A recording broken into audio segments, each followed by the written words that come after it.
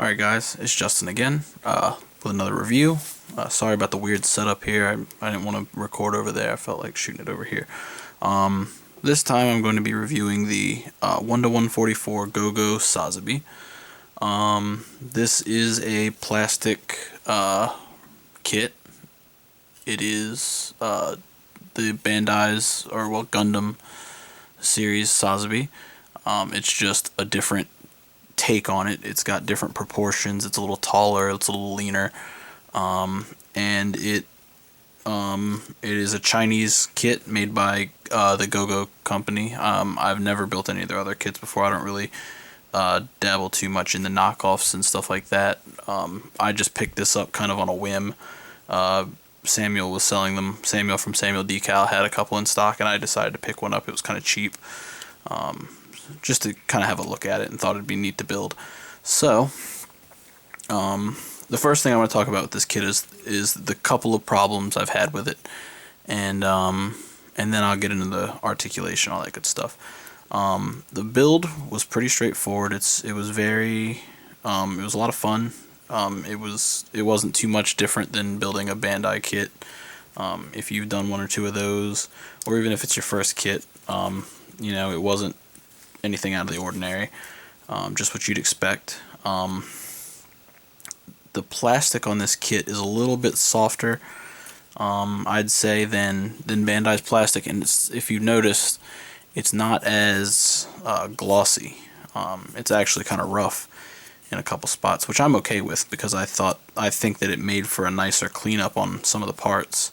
But that's not to say that, like back here, you'll see that there's nub marks and stuff like that. I just kind of roughly went over everything with a knife. But for the most part, everything cleaned up pretty well. And everything looks pretty good straight out of the box. There's no stickers or anything like that with this guy. You do get a sheet of panel line, wow. You get a sheet of water slides, which I just noticed now. Have a whole bunch of different markings on them that don't belong on this kit. There's actually one for the Jagadoga, the Garadoga, the Sazabi. I thought I saw another one that didn't belong just a second ago. But you get a lot of Xeon crests, a bunch of them actually, and then some Neo Xeon, some generic numbers, some warning labels and stuff like that. And the weird part about this is there aren't any spots in the instructions that show where these go. So you can kind of, even so, you could have done what you wanted with them. But I guess the intent is that you can do what you want with them. And they are pre-cut from the looks of it, so that's really cool. But I'm not sure the quality of these. I think some of these actually might be kind of broken off in the bag, which is a shame, I guess. But I don't think I'm going to use these. I'm not going to paint this kit. I'm probably not going to line this kit. I'll probably sell it or do something with it. I don't know. But the minor problems I had with this kit were it was only one or two pieces that didn't really fit right. I had to shave a couple of pegs down for like the funnel things. The way these are constructed is it's two pieces on the bottom. They're sandwiched together, and there's two like plastic polycap shapes, and then the hinge for the back piece. And then you sandwich those together around all those, and then the top piece is what holds these funnels in, and then the two doors. And you put the doors on, and then you slide it in. Well, those pegs were a little bit too large, so I had to shave those down. I think there was one on the elbow joint. One of the elbow joints didn't fit together at all. It was completely loose. There was no connection at all, so they just completely came apart. But once you put the cuff, or the arm cuff on, it was fine. And it doesn't affect articulation at all. It's nice and smooth. It holds the shield. So that was very minor. And I'm sure this is going to vary from kit to kit. I'm sure there's people that are going to have millions of problems, and I'm sure that there's people that aren't going to have any. The ankles don't really move too much, and if you move the legs too much, these little thrusters in here will actually move about. They're only on a single peg, so they'll kind of wiggle around. It's hard to get this guy flat-footed, which kind of sucks. But he does come with a base, which I'll get into in a little bit. And the last problem I had was, or is, these two waist tube things like to pop off a lot, and various little bits of this kit like to pop off and go all over the place, but for the most part he stays together pretty good. He's really he was a really cool build. He was pretty fun. I enjoyed it. Like I said, I'm not going to paint it, not going to do anything crazy with it. This is the extent of it.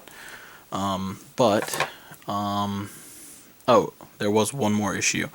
Occasionally when you're posing the head around, the helmet just likes to pop off, and it's really hard to get back on just so it sits and stays. It likes to, like it's doing it right now. You push it in and it just pops right off. There's a lot of resistance on it, so you just gotta get it in like that perfect spot, and it'll stay. So that is a bit of an issue, but once you get it on there and it stays, it looks fine, and there's not too much articulation on the head anyway, so like, you know, it's not that big of a deal.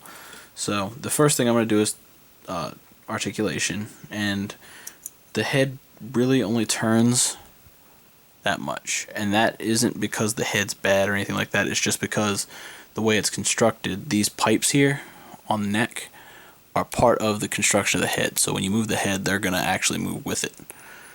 And there's the helmet doing its thing again. Let me take this off and you can see it a little better. But yeah, these pipes are part of the head, so if you're going to have him looking up, that's going to look kind of bad. You might have to modify that if you want to move his head around, but not too bad. The arms have a hinge here. You can go forward and backward just a little bit. They'll go out all the way, they go down all the way. You only get a single bend at the elbow, and you do get a full 360 under the wrist. The arms themselves will go 360 degrees. The shoulder joint is kind of independent. It's actually got its own joint built into the shoulder, and it's got, this is part of the shoulder armor, but the shoulder itself has a little bit of frame detail, and that is articulate. So you can move that all the way down and all the way up. The wrist is on a ball joint. It's just a simple wrist, so you can move that full 360 just like you would a wrist on any other Bandai kit or any typical model kit, I guess. The waist is only going to spin about that much, and you're not going to get a 360 because the side skirts are actually part of the chest as opposed to being part of the waist. Your front skirts are on ball joints. This is on a hinge. Well, it's on a polycap, so it's like a hinge. Legs move forward 90, back as far as the, well, I guess about 90. And they will go out as far as your side skirts will let them. Oh, there's that piping I was telling you about. I don't want to glue it, so. Jeez. Another weird thing I found about this was, in the instruction manual, this is, all the yellow pieces on this kit are actually painted silver, and I thought that was kind of weird, but, you know, whatever. Next, your knee is going to bend about 90, you know, it'll bend straight in, and your ankles will move forward and backwards, and you get a little bit of piston stuff going on here.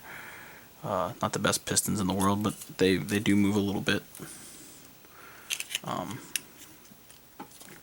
And that's most of the, oh, and your propellant tanks are on ball joints, and these are, like I said before, on hinges, and they swivel, and you can pull these up and open the doors if you want.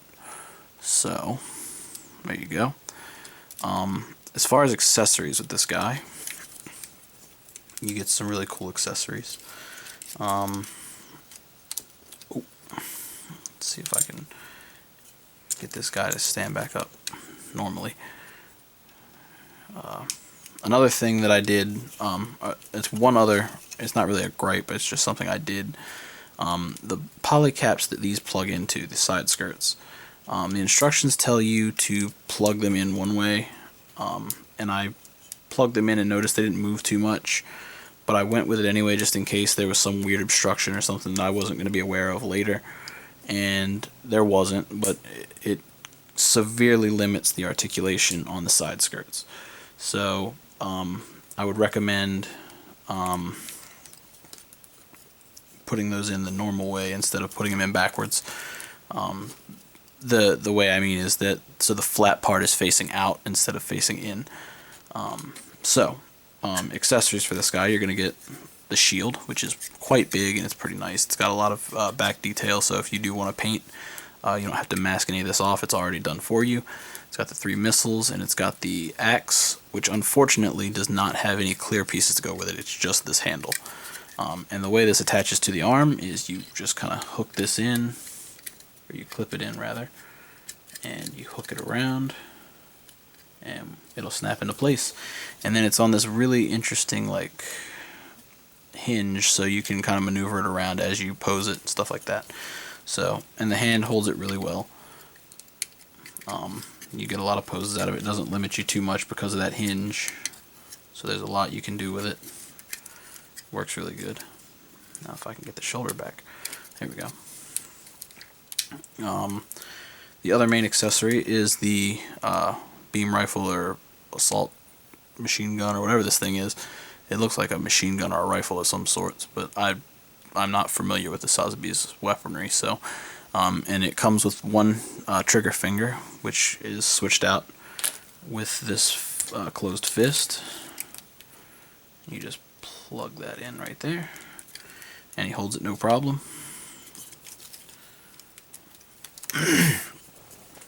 The next accessory is the action base, which is, if I remember correctly, identical to the one that is included in the Nobel Gundam. It's got a little extension point here, and you can connect it here, or you can slide it back and attach it up here, whichever way you want to, whichever way you prefer. You can turn it around and put it that way. It works both ways, and you can also disassemble or detach this, and you can use this angled one if you want to make him look like he's flying or whatever. So as far as I know, the only attachment point for this is underneath the kit, which there's actually a vent here that you have to, during construction you'll plug in, but you can just unplug it and it works just fine. And the last accessory is a really cool one. It's more of accessories. One of the big draws to the Evo for me was the different look that it had to the regular Sazabi. Not just the proportions, but there's a different chest piece. It has the kind of like the Xeon crest, like the Sinanju has, and it also has the same sleeves that the Sinanju and the Kshatriya and them have. And it's really easy to get these on. You just kind of pull this piece up. I'm not going to do it on the chest, I'll do it on the hand. It's a lot easier. But you pull the back of the sleeve off, and you plug your new one in. And it's that easy. It has a different look. And the knee joints also have this, ooh, I think I broke that.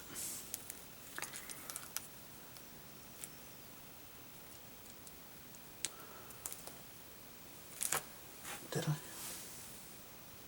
Oh wow. Yeah, I broke the crap out of that. Okay. Well, enough messing around with these. But yeah, so that's the Sazabi Evo. I just wanted to do a quick look at it so you guys could see what it was. I know people on Facebook saw it built, or saw me post pictures while I was building it. I don't think I'm going to do a whole lot with this guy, like I said. I might take a couple pictures of him, and that'll be it. It was just something for me to try building. I wanted to check out something a little different, and it was just fully intended to be a snap fit build. So, with that, I guess I will see you guys at the next video, and thanks for watching and all that good stuff. So I will see you guys next time.